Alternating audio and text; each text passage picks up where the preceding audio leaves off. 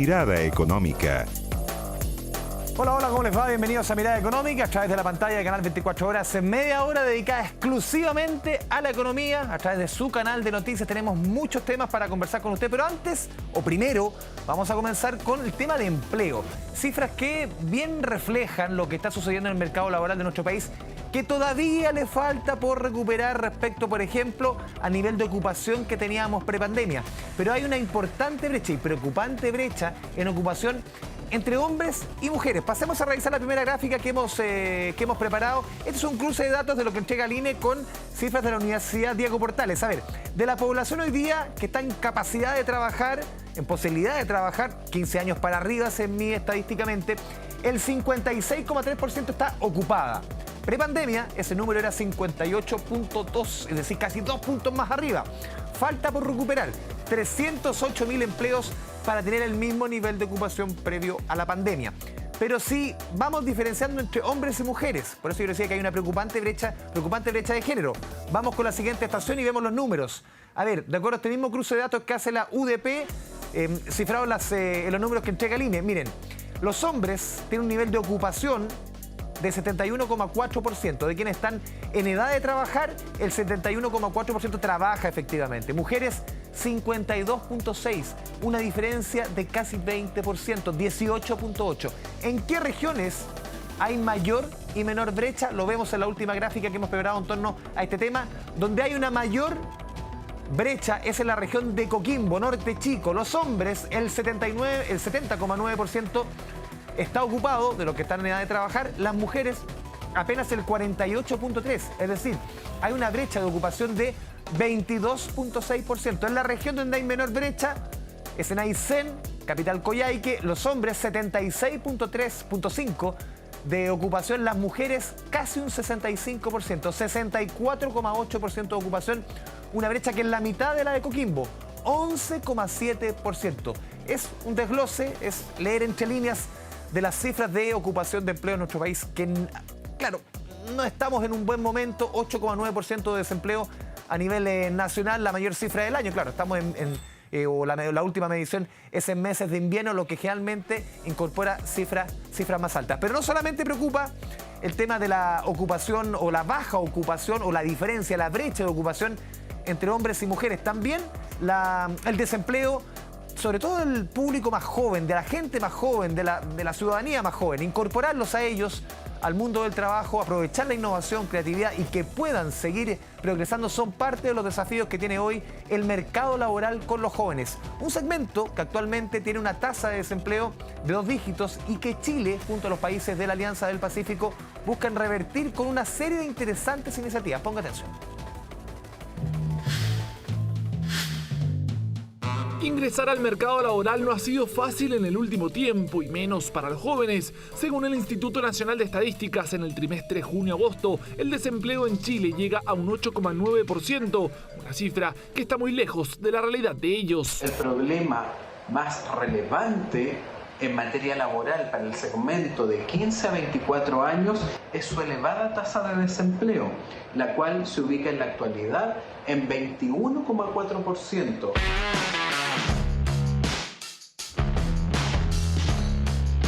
Un panorama adverso del que está muy consciente Victoria.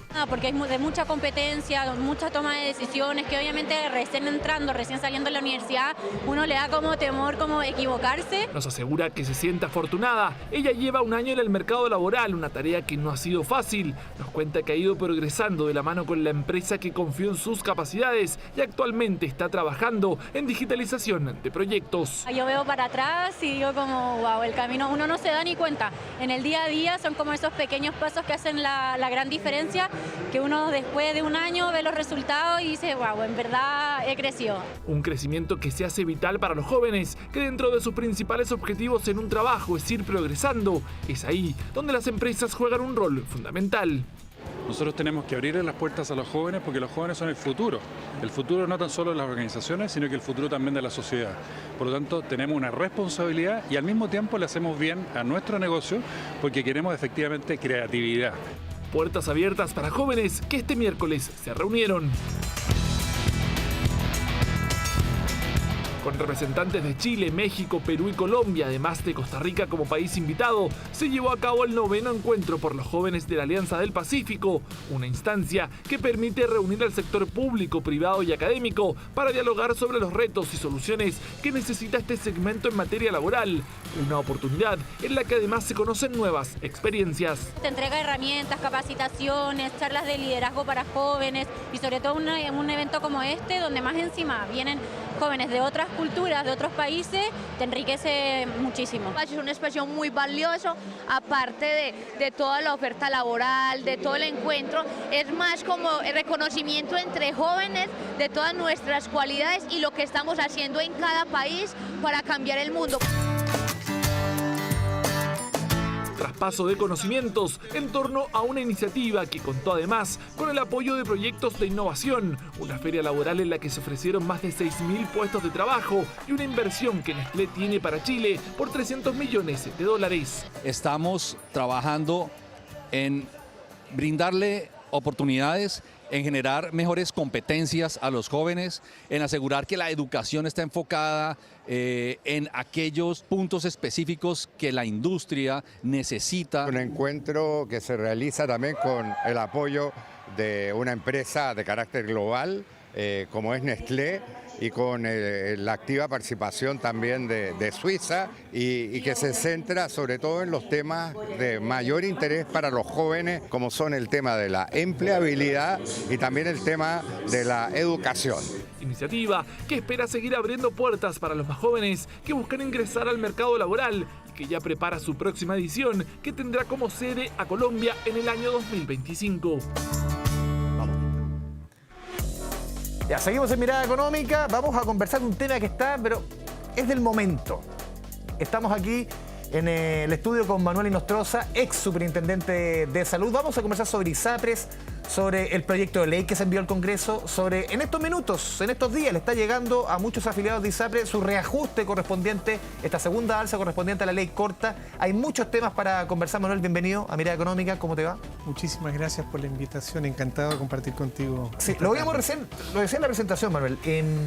Le está llegando a mucha gente, a los afiliados obviamente de ISAPRES, en estos días la carta. A muchos le ha llegado ayer, hoy día, a otros mañana. Hay tope hasta el 25 de octubre para que se informe de esta segunda alza. Expliquemos por qué ocurre esta alza. Y claro, tiene hartas puntos para ir explicando. No puede ser mayor a un 10%, es por afiliado, no es todo lo que tú pagas si tienes dos cargas, sino que es por cada uno de los afiliados. Vamos explicando un poquito el contexto. A ver, lo primero es que esto tiene que ver con los fallos de la Corte Suprema que establecieron, ¿no es cierto?, que había una deuda por cobros en exceso y que esa deuda debía ser pagada y esta deuda va a ser informada en noviembre. Ya. Pero como esta deuda está ya calculada según la superintendencia en 1.230 millones de dólares, si se paga esa deuda sin compensar ingreso, las ISAPRES quiebran, porque el patrimonio de las ISAPRES no suma más de 400 millones de dólares. O sea, 3 veces el patrimonio. 3 veces el patrimonio. Entonces, para poder compensar, se le autorizó en la ley un incremento de prima de un precio por persona del grupo. O sea, si yo tengo 3 personas, son 3 veces ese valor de la prima. Si tengo 6 personas, es multiplicado por 6.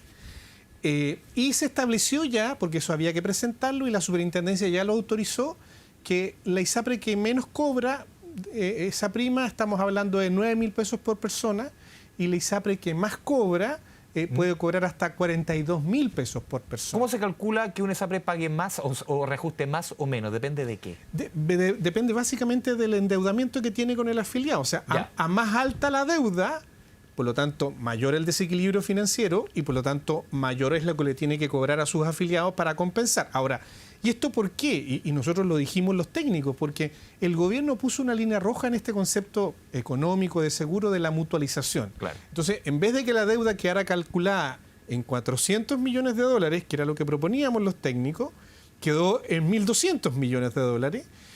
Dicho de otra manera, si nos hubieran hecho caso y el gobierno no hubiera tirado una línea roja ideológica en este tema, en vez de 9.000 pesos de reajuste tendrían que ser solo 3.000 o en vez de 42.000 pesos de reajuste, tendrían que ser solo 14.000. Un argumento de una persona te podría decir, pero la devolución, si se hubiera aceptado la mutualización, sería más baja y en este caso la devolución va a ser más alta. ¿Cómo Claro, viene el contraargumento? El punto ahí es que en la medida en que es más alto, la molestia por el reajuste va a ser mucho mayor y la posibilidad de que las personas no puedan pagar este reajuste ahora y que tengan que migrar al FONASA es mucho más alto. Tú ves que si bien ha venido disminuyendo la tasa de desafiliación, se comentaba ayer 115.000 el año pasado fueron en los casi 400.000. Exactamente, y si tú miras desde el año 2019 a la fecha, ya cerca de 800.000 había más de 3.400.000, hoy día están en 2.600.000. El nivel más bajo del 2007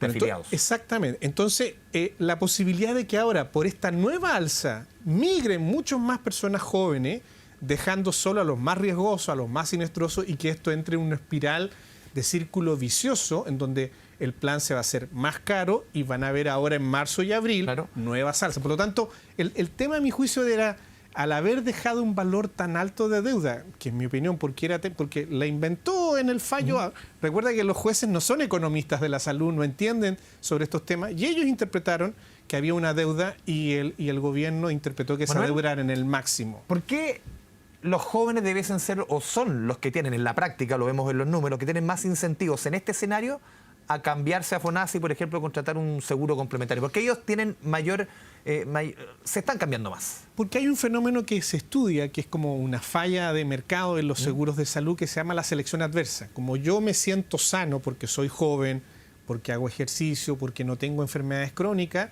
siento que al estar obligándome a pagar por un seguro de salud, en este caso la Seguridad Social te descuenta obligadamente el 7%, yo estoy perdiendo esa plata, ¿sí? Entonces, si además me obligan a pagar algo que es más caro que mi 7% y que tengo que pagar el 11 o el 12%, mejor me voy a FONASA, en donde solo pago el 7% y ni siquiera a veces me esfuerzo por tener un seguro complementario, porque si me siento sano, solo con el FONASA y con el 7%. Ahora, el problema es que igual algunas personas jóvenes dicen, no, pero igual quiero estar sobre seguro y tienen que empezar a pagar igual un seguro complementario. Ahora, entre la mezcla del 7 y el seguro complementario, puede ser lo mismo. El punto es que es muy parecido, digamos, a lo que probablemente hoy día está pagando en su plan de ISAPRE. Porque en la práctica, el promedio, creo que tú me puedes confirmar, la práctica lo están pagando los afiliados de ISAPRE o los que cotizan entre 2 y 13%, más que el 7%, sumando todo más o menos los planes. Claro, el promedio está en torno al 11%, considerando a todos los afiliados. Entonces, el fenómeno, solo para terminar la idea, el fenómeno de selección adversa es que los sanos se van arrancando por estas alzas de precio porque sienten que es inútil pagar estas alzas de precio de un plan que no ocupan y por lo tanto se quedan adversamente las más riesgosas, las más caras, y eso eleva el precio final de los que se quedan y entramos en este círculo vicioso de alza que puede llevar a la quiebra a un ISAPRE. Manuel, ¿qué sentido tiene, en el fondo te lo pregunto desde la ignorancia absolutamente, que tú digas, claro, tú dices, desde lo ideológico, las ISAPRE tienen que devolver esto, ¿ya? 1.200 millones. Pero en la previa le pongo 2 alzas a los planes. En el fondo, claro, te digo, me vas a devolver plata, pero igual antes te estoy cobrando más. Entonces, en el fondo, es como sacar de un bolsillo para poner en otro. Es que es bien absurdo, porque también lo dijimos, miren, a diferencia de FONASA, donde el 7% solo constituye el 25% del costo total del plan de beneficio, el otro 75% lo pagamos todos los chilenos con el IVA, con las rentas tributarias, digamos, de empresas y de personas.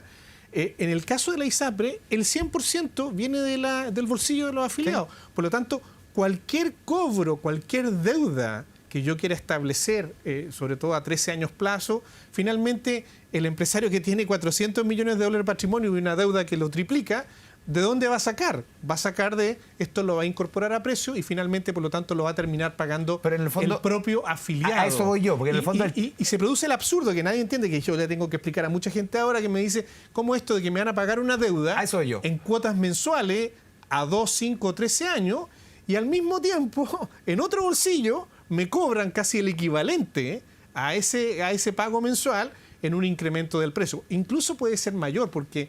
el alza lo que te están cobrando en alza de planes. Mira, efectivamente, porque además la devolución solo beneficia del orden de 668.000 personas. Ya. Pero el alza de prima es aplicable al 1.700.000 personas que hoy día están en el ISAPRE. Entonces, igual hay gente que no va a recibir nada de plata de devolución y que está pagando con su cotización, con este incremento del precio, esa deuda que le están pagando o sea, a algunos. En buen chileno, Manuel, en la práctica, mucha gente dice, no, que me devuelvan el exceso, lo que me cobraron de más, ya, te lo devolvemos en noviembre y diciembre, pero en el fondo con estas dos alzas te lo están sacando igual en el fondo. O sea, hay una suerte o sea, se mantiene todo neteado. Y eso además considerando que las personas dicen, bueno, se van a quedar todos igual, nadie va a querer cambiarse, pero como eso hemos visto que no ha estado ocurriendo, si además se cambian y se mueven las personas, como se han estado ocurriendo hasta ahora, el sistema va a quedar peor que antes. Y por lo tanto, bueno, como siempre, y yo estuve en entrevista contigo, yo era los que, y junto con académicos del instituto, dijimos que este era un mal proyecto, que este era un mal acuerdo, que la solución no era por ese camino, aunque pareciera populista vender esto de que no, si le vamos a cobrar la deuda hasta el último peso y la van a tener que pagar. Uno puede tener muchas críticas al sistema privado, las ISAPRES, todo. Yo creo que, no sé cuántas, si usted hace una encuesta en todos los afiliados, siempre va a haber molestia, y de gran parte de la gente. Pero al final, ¿esta solución a tu juicio no fue la correcta? O sea, al final, porque claro, se te devuelve un dinero, pero se te cobra por otro lado. Está por verse si nuestro pronóstico se cumple o no, pues lo vamos a saber en los próximos 3-4 meses. Pero si hay una alta migración, he calculado escenarios entre 300.000 a 600.000 beneficiarios más. De los 2.600.000. De los 2.600.000 en el corto plazo. Podrían quedar en 2 millones. Podían quedar en 2 millones y aquí a 2 años yo creo que y 2 millones más siniestrables, como decías tú. Más siniestrados, lo cual hace más caro y que nuevamente las personas que se queden van a tener que todos los años seguir pagando más por el valor del precio del plan. Entonces, al final resultó ser una mala solución, creo yo, muy populista, muy de corto plazo. Y además que la gente tampoco va a entender esto del reajuste. Tú decías con un límite del 10%, pero comentábamos antes de entrar a la entrevista de que ese reajuste del 10% era con lo que tú pagabas en junio del año pasado. Sí. Exactamente, hace como 14 meses atrás. Y tú pagabas mucho más en esa época, por lo tanto el 10% de esa época es un tope de cotización más alto. Después de eso, ¿qué vino? Vino la rebaja de la prima GES por el tercer supremazo de la Corte Suprema. Luego vino la reciente rebaja de la carta que nos enviaron hace unos 2 meses atrás, rebajando a las personas que tenían las tablas antiguas por las nuevas tablas, por lo tanto se produjo una nueva baja. Por lo tanto, por poner un ejemplo, si tu plan costaba 100.000 pesos y el tope del reajuste era 10 hasta 110, ¿sí? Y ahora con todas estas bajas tú estás pagando 60.000 pesos. O sea, subir 6, te subir 10. ¿Sí? Entonces, tú hubieras pensado, la explicación es, me va a subir 10, por lo tanto de 60 me va a subir a 70. No, o sea, las alzas pueden llegar de 60 hasta 110. A lo que pagabas en esa época. Exactamente, y por lo tanto, si yo subo de 60 a 110 producto de estas alzas, 90, puede ser un reajuste del 30, 40, 50%. Y es lo que estamos viendo en mucha gente que le tengo que explicar. Bueno, Manuel, pero no era un tope del 10%, ¿por qué a mí, en relación a lo que pagaba el mes pasado, la carta me informa un 37, un 45%? Y tengo que hacer esta misma explicación que te acabo de hacer y de cara a los auditores, a los televidentes, de que finalmente termina siendo un proyecto de ley que en la práctica no solo genera confusión, sino que mucha molestia en las personas. Bueno, vamos a ir a la pausa aquí en Mirada Económica y al regreso vamos a conversar del proyecto de ley de reforma al sistema privado, de reforma a las ISAPRES. ¿Qué te parece? Hay varios puntos para ir conversando. Pausa y volvemos aquí en Mirada Económica.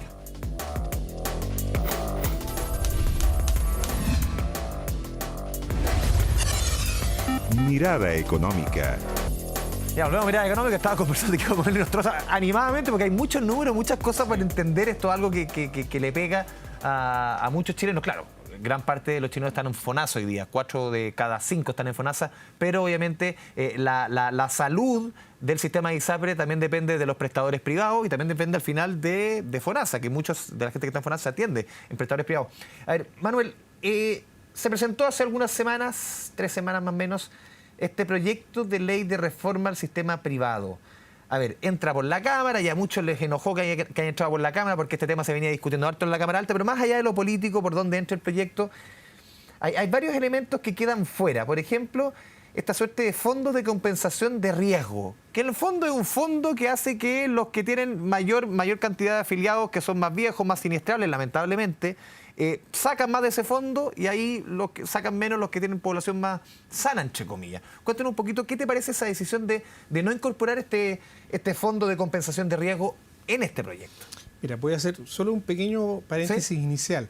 Nosotros acabamos de sacar una encuesta como Universidad Andrés Bello, como Instituto de Salud Pública, donde preguntamos este año, a pesar de todas estas crisis, tanto en el FONASA, con los hospitales públicos y en la ISAPRE, si cuánto querían seguir decidiendo entre el sector público y privado quién administra su 7%.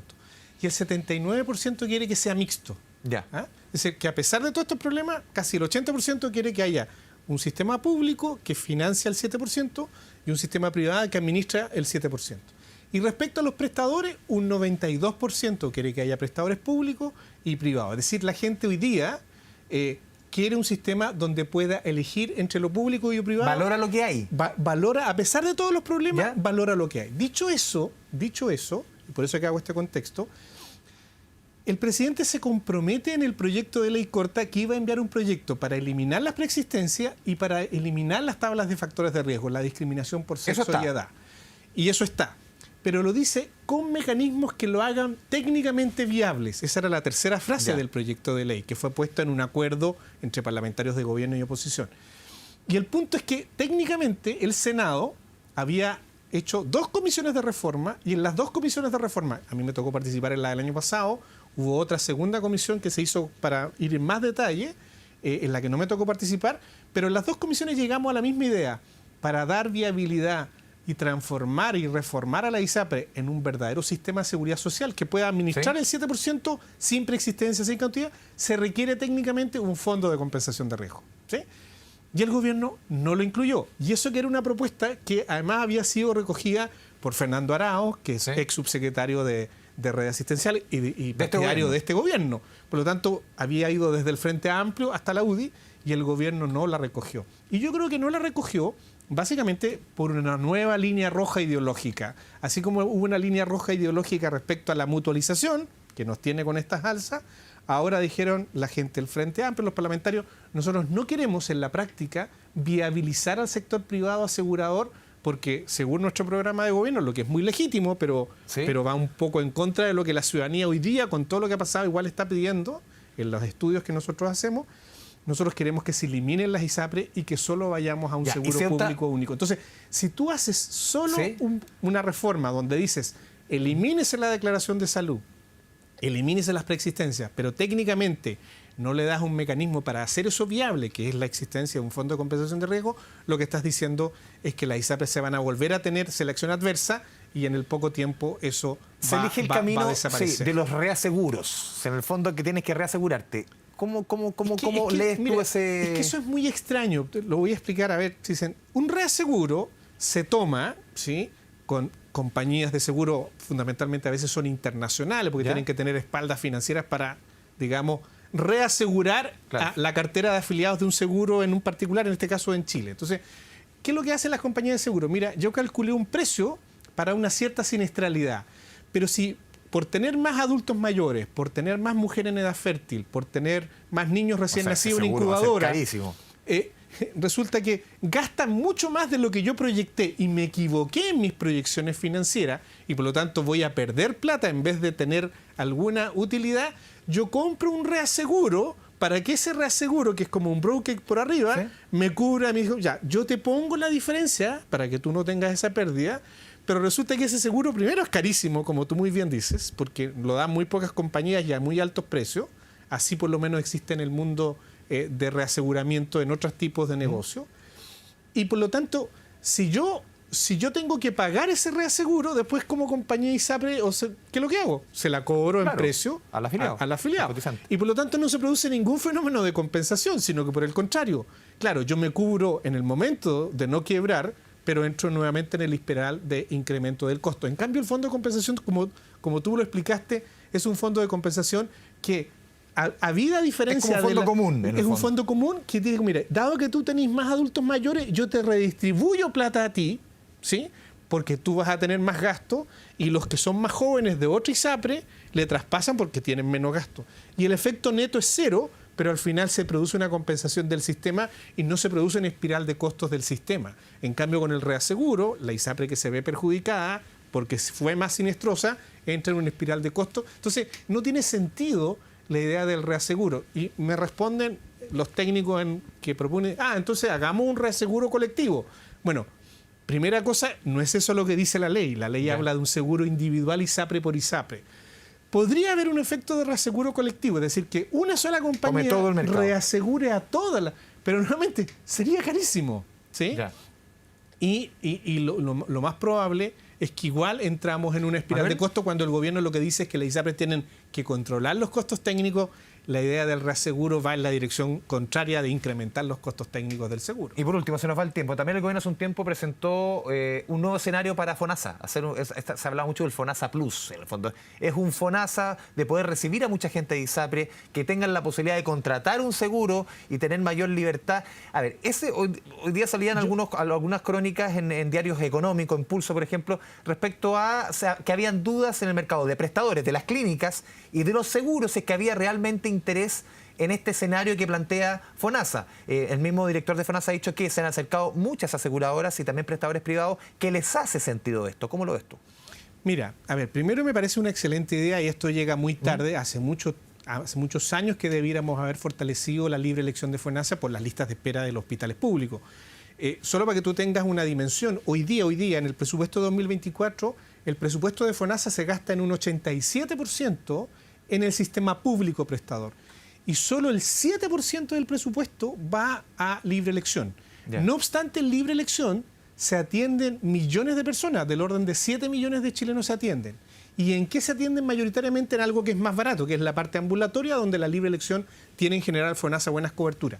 ¿En dónde tiene mala cobertura históricamente FONASA? Hospitalario. No llega al 10, 12, 15% en el mejor de los casos, en la parte hospitalaria, cirugía y hospitalizaciones ¿Ahí hay graves. dudas en este escenario? Y el problema es que esa duda de debilidad de la libre elección se vuelve a reproducir en la manera en que hicieron el arancel de la nueva modalidad de cobertura complementaria. Y lo que yo leo, básicamente leyendo la misma noticia que tú hoy día en la mañana, es que la Asociación de Clínicas dice, mire, muy buenas las coberturas del arancel de MSC en la parte ambulatoria, no tendríamos problema en participar en la parte ambulatoria, hospitalario. pero en el hospitalario hicieron 3 niveles de precio y solo se fueron a las más bajas de precio sin siquiera comparar con las más caras, y las diferencias de precio entre lo que les cubre FONASA versus los costos que tienen esas clínicas bordea el orden del 61% promedio de déficit. Entonces, y el problema es que la clínica no puede aceptar, a diferencia de la libre elección, claro, que acepta algunas cosas y otras no. Aquí tiene que aceptar todo. Aquí tiene que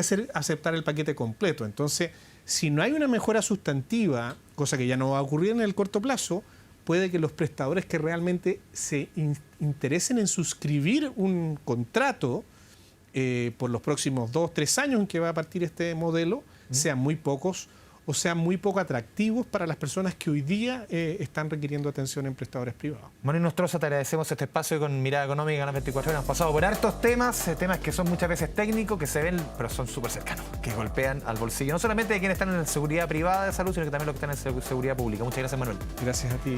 Y a todos ustedes, muchas gracias por la sintonía. Nos vemos la próxima semana en nuestra edición de Mirada Económica. Chao, chao.